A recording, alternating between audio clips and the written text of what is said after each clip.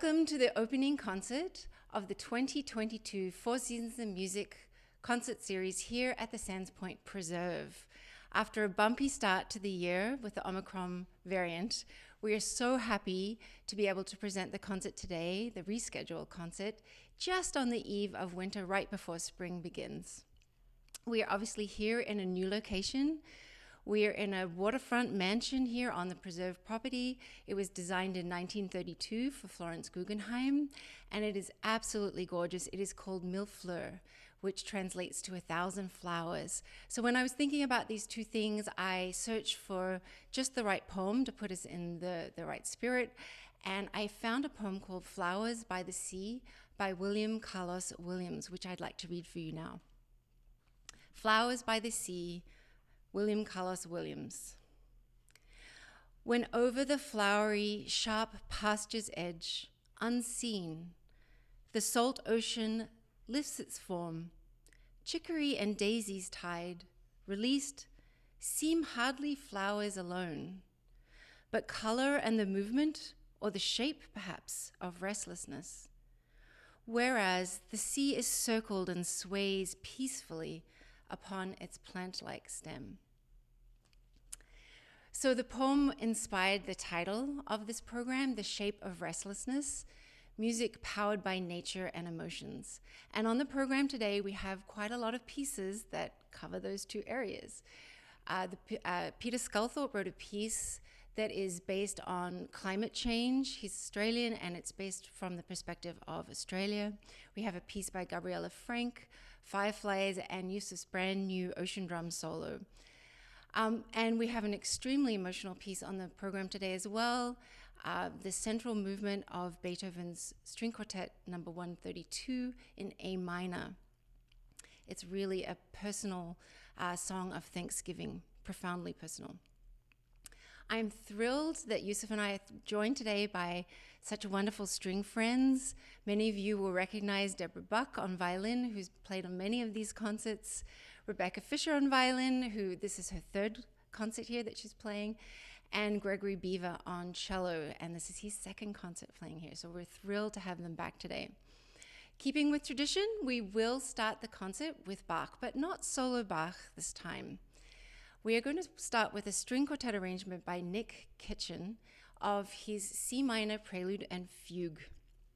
It's a wonderful arrangement, and it's in honor of the 300th anniversary of when the Well-Tempered Klavier was written.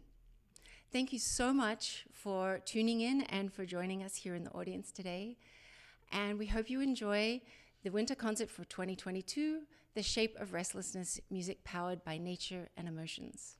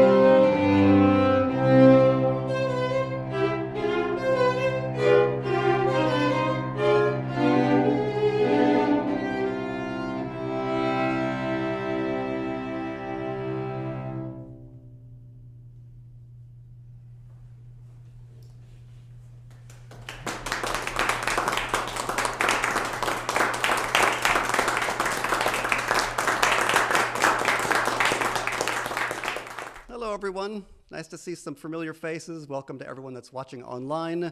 My name is Yousif Sheronick, and I'm going to be playing a piece with my wife, Kathryn Lockwood.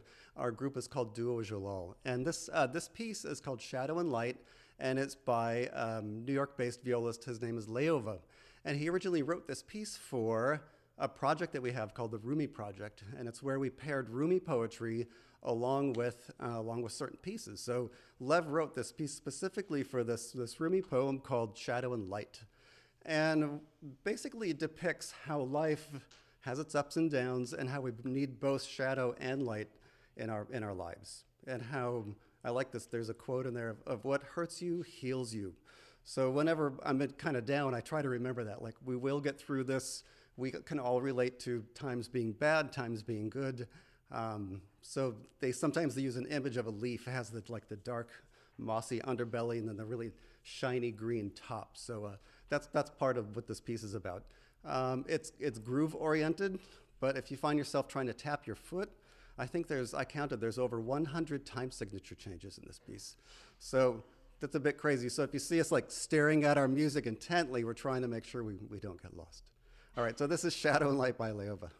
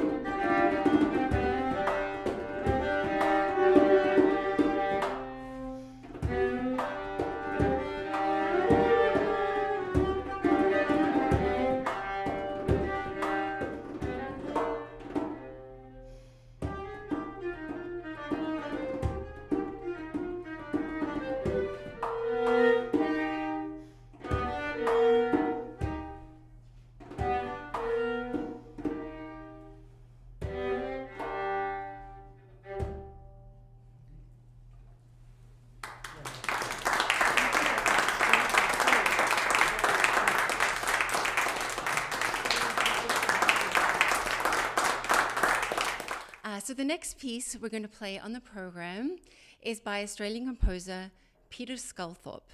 It's from his, it's the third movement of his string quartet number 18. And it is centered around climate change as it pertains to the Australian landscape. A lot of you may know the center of the continent is extremely arid, very, very thirsty, and Australia has been feeling the effects of climate change for many, many years now. And this was a very passionate topic for Peter Sculthorpe. This particular movement is called A Dying Land, and it is extremely emotional. It also has his very signature bird song, which means that he's asking for the string players to sound like the Australian birds, which, for those of you who may not know, they are extremely noisy and loud. So it's really fun for us to play that. As I mentioned, it's an extremely emotional movement and cries for a dying land. And so I'd like to dedicate the movement today to the people of the Ukraine who are also crying for their land.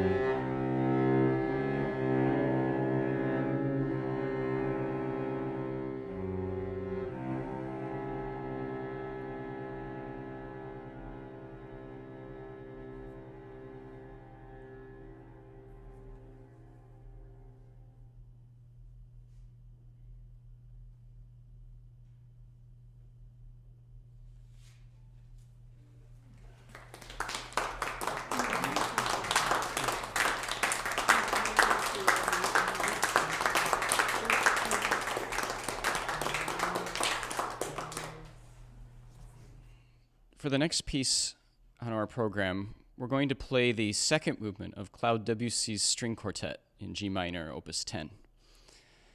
This piece was written when Debussy was 31 years old in 1893, I believe. It might have been 1892, somewhere around then.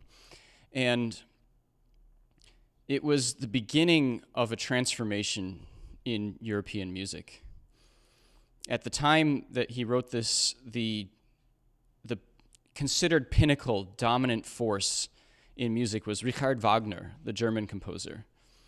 And it was after the next 2 years, from this string quartet through Prelude of the Afternoon of a Faun, that the music world took a turn in a totally different direction, thanks to Debussy. This movement is really wonderful. I was thinking about what would bring this to life for those of you who are hearing it for the first time.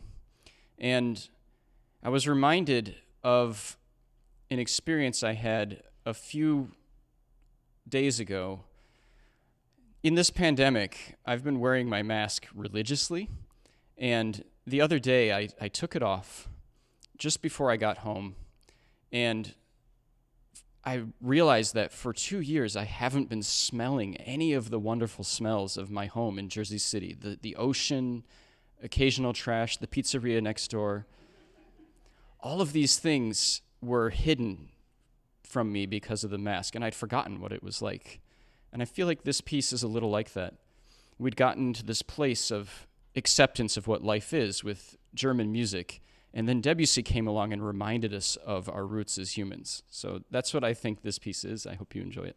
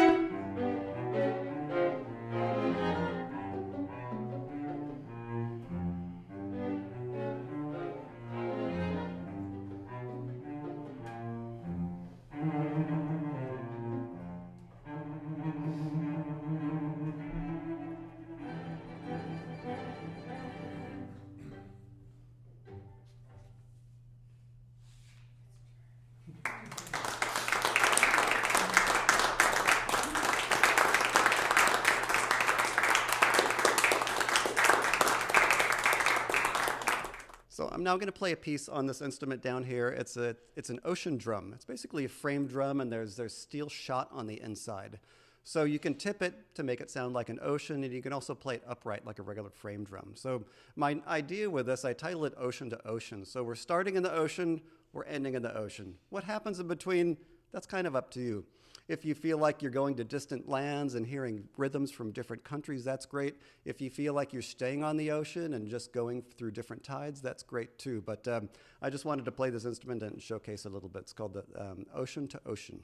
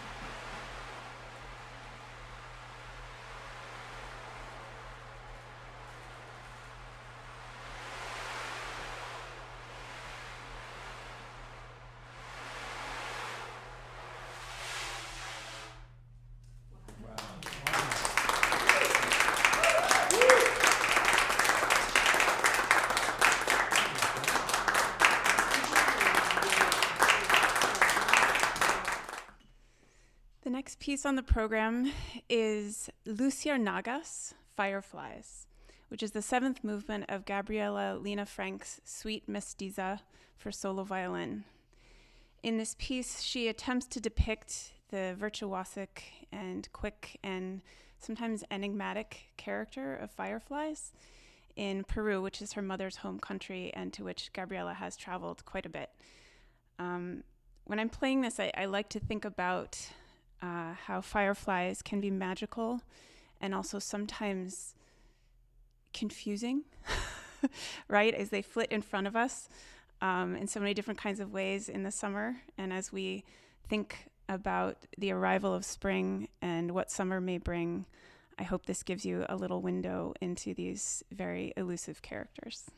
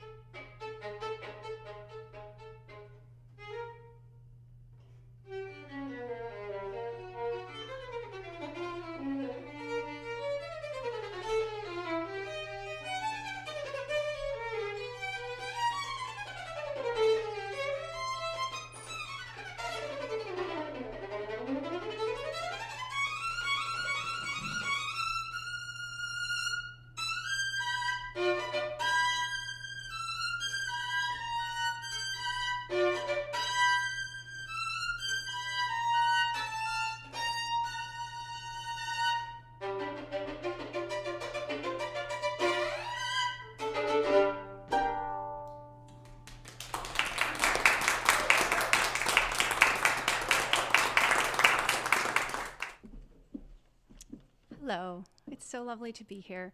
And as always, I want to thank Kathryn, my buddy of so many years, for having me once again here. Many would regard this next piece of music as one of Beethoven's greatest musical utterances. The third movement of his late quartet, Opus 132, speaks to human suffering, but also to strength and well-being. In this movement, one hears the way Beethoven alternates between two themes. One is a hymn that expresses thanks for recovery after illness, and you'll hear the quartet move very, very slowly in almost a timeless way. The second idea expresses feelings of new strength.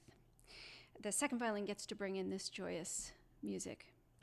The two ideas are very different and independent of one another, almost like two scenes in a movie where the director decided to cut in and out to build a particular structure that is even more intense than if the scenes had been presented independently.